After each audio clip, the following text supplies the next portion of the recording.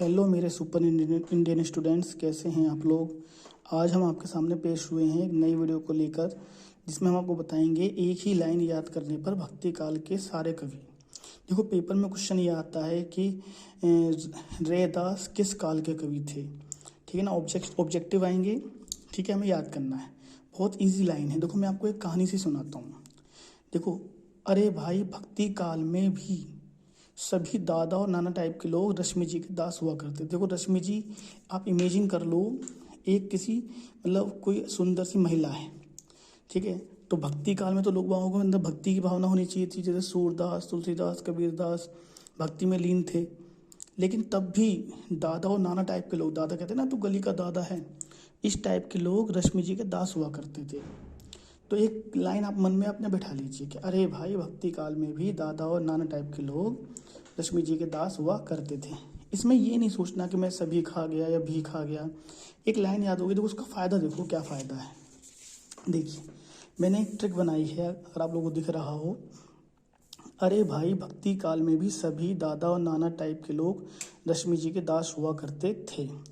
ये क्या होता है, देखो अरे से हो गया। देखो अरे में क्या आ रहा है, रे। ठीक है, रे आ रहा है, तो रे दास। ठीक है, रे से क्या हो गया, रे दास। तो रे दास भक्ति काल के कवि थे। भक्ति काल था ही। इसमें मैं से हो गया मंझन कवि। मंझन कवि, देखो आप लोगों ने तो नाम भी नहीं सुना होगा मंझन कवि। पेपर में क्वेश्चन आ गया कि मंझन कवि किस काल के कवि थे, तो कैसे बताओगे आप। तो हमने मैं से मंझन हो गया। ठीक है, दादा से दादू दयाल। दादू दयाल बहुत, ये नहीं कि यही कवि हैं, लेकिन आपके कोर्स का काम हो जाएगा। नाना से नानक, गुरु नानक, वही सिखों वाले गुरु नानक। ठीक है, रश्मि, देखो रस से हो गया रस खान और मी से हो गया मीराबाई।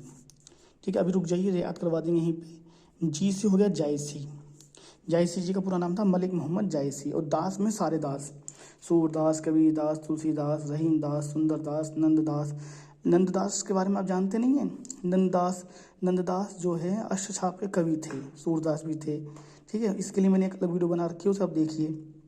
नरोत्तम दास, वो सारे अष्टछाप के कवि है ना। उसका हिंट था ना कौन सा, कि कुकर में सूप पकाकर, ठीक है, बहू छत पर बैठी चारों नंदों को दिया, इस प्रकार से। ठीक है ना, तो सूरदास।